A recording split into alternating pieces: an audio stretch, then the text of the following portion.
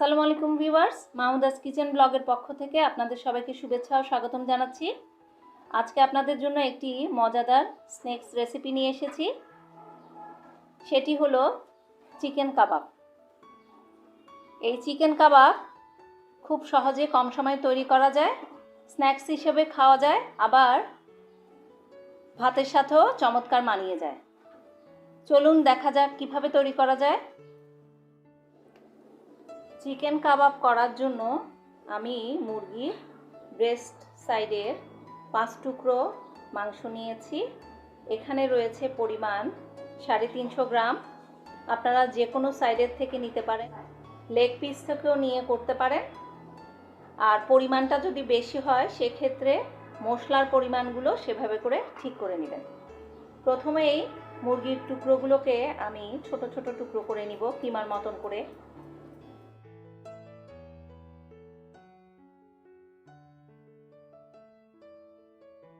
এভাবে আমি সবগুলো মুরগির টুকরোগুলোকে ছোট ছোট টুকরো করে নেব। মুরগির মাংসগুলো কিমা করা হয়ে গেছে। পরিমাণ এখানে 1 কাপ পরিমাণ হয়েছে। এই কাপটি কিন্তু 2 কাপ পরিমাণ, এখানে 1 কাপ পরিমাণ হয়েছে। এখন আমি কিমাগুলোকে ব্লেন্ডারের জারে নিয়ে নিব। এখন আমি ব্লেন্ড করে নেব। আমার ব্লেন্ড করা হয়ে গেছে। এখন আমি একটি পাত্রে ব্লেন্ড করা মাংসগুলো নিয়ে নিয়েছি। এরপর দিয়ে দিব বয়েল করা আলু। আমি এখানে পরিমাণ অনুযায়ী 2 টুকরা আলু ব্যবহার করব।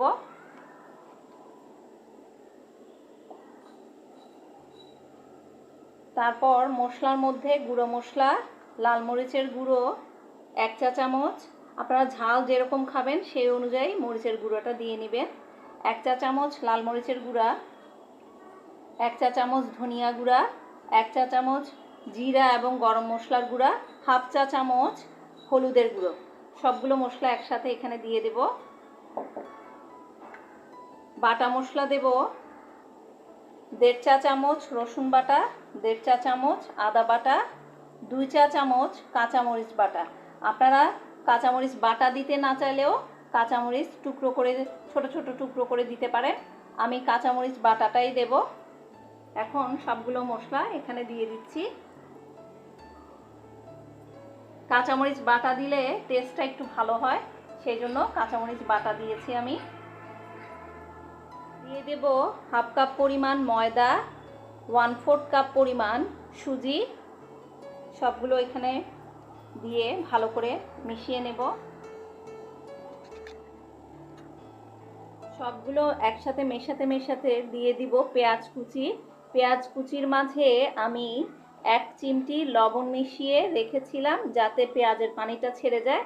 এখন পেঁয়াজ কুচিগুলোকে হাত দিয়ে এভাবে করে ভালো করে চিপে নিতে হবে।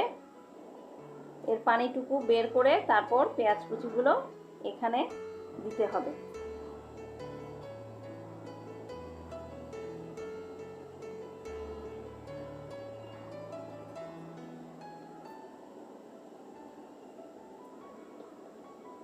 কারণ পেঁয়াজের পানিটা থাকলে আবার মাখানোর পরে পেঁয়াজের পানিটা আবার যখন ছাড়বে তখন মিশ্রণটি অনেক পাতলা হয়ে যাবে। সেজন্য এভাবে পেঁয়াজের পানি ছাড়িয়ে ভালো করে নিংড়ে বের করে দিতে হবে। পরিমাণ মতো লবণ দিয়ে দিব। আমি এখানে 1.5 চা চামচ পরিমাণ দিয়েছি, আপনারা আপনাদের প্রয়োজন অনুযায়ী দিয়ে নেবেন। তারপর সবগুলো একসাথে ভালো করে মেখে নেব। এই মিশ্রণটি হাতেই ভালো করে মাখাতে হবে, তাহলে সবগুলো মশলার সাথে সব কিছু একসাথে মিশে যাবে। চামচ দিয়ে করলে এটি ভালো হবে না, তাই চেষ্টা করবেন হাত দিয়ে করার জন্য। মাখাতে মাখাতে দিয়ে দিব 1 চা চামচ পরিমাণ লেবুর রস। এটি অপশনাল, আপনারা চাইলে দিতেও পারেন, নাও দিতে পারেন। সবশেষে দিয়ে দিচ্ছি একটি ডিম। ডিম দিয়ে ভালো করে মাখিয়ে নেব। আমার মাখানো হয়ে গেছে। এখন এটিকে 10 মিনিট রেস্টে রেখে দেব। 10 মিনিট পর চুলায় একটি তাওয়া বসিয়ে দিয়ে দিচ্ছি হাফ কাপ পরিমাণ সরিষার তেল। আপনারা ভাজার জন্য যে কোনো কুকিং অয়েল ব্যবহার করতে পারেন। তেল গরম হয়ে আসলে কাবাবের মিশ্রণ থেকে অল্প অল্প করে নিয়ে কাবাব আকারে গড়ে তেলের মাঝে ভেজে তুলতে হবে।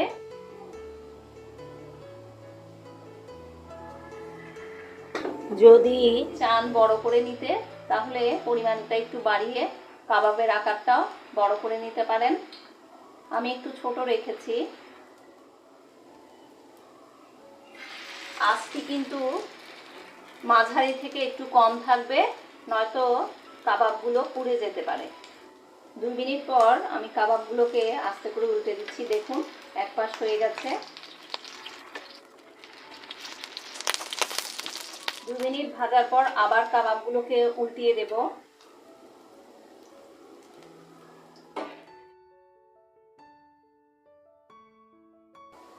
আবার 2 মিনিট এপাশ ভাজার পর আমি এগুলোকে আবার উল্টিয়ে দিব। দেখুন কাবাবগুলো প্রায় ভাজা হয়ে গেছে। 2 মিনিট পর আমি আবার উল্টিয়ে দেব।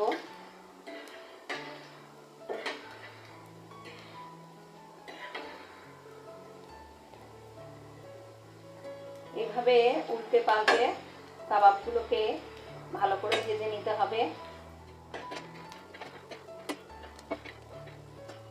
কাবাবগুলো ভাজা হয়ে গেছে। এখন আমি কাবাবগুলো উঠিয়ে নেব।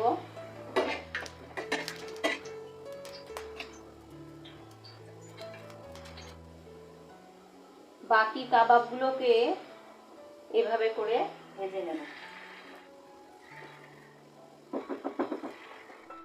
সো ভিউয়ার্স, খুব সহজে কম সময়ে তৈরি হয়ে গেল মজাদার চিকেন কাবাব। আশা করি রেসিপিটি আপনাদের ভালো লাগবে। রেসিপিটি ভালো লাগলে লাইক দিবেন, ফ্রেন্ডস অ্যান্ড ফ্যামিলির মাঝে শেয়ার করবেন আর আমার চ্যানেলটিকে সাবস্ক্রাইব করবেন। রেসিপিটি ভালো লাগলে আপনারা সবাই বাসায় চেষ্টা করবেন। আমার আর আমার পরিবারের জন্য দোয়া করবেন। আর যারা এখনও পর্যন্ত আমার চ্যানেলটিকে সাবস্ক্রাইব করেননি তাদের সবাইকে রিকোয়েস্ট করছি মজার মজার রেসিপিগুলো পেয়ে যাওয়ার জন্য চ্যানেলটিকে সাবস্ক্রাইব করবেন। ভিডিওটি দেখার জন্য সবাইকে অসংখ্য ধন্যবাদ জানাচ্ছি। আল্লাহ হাফেজ।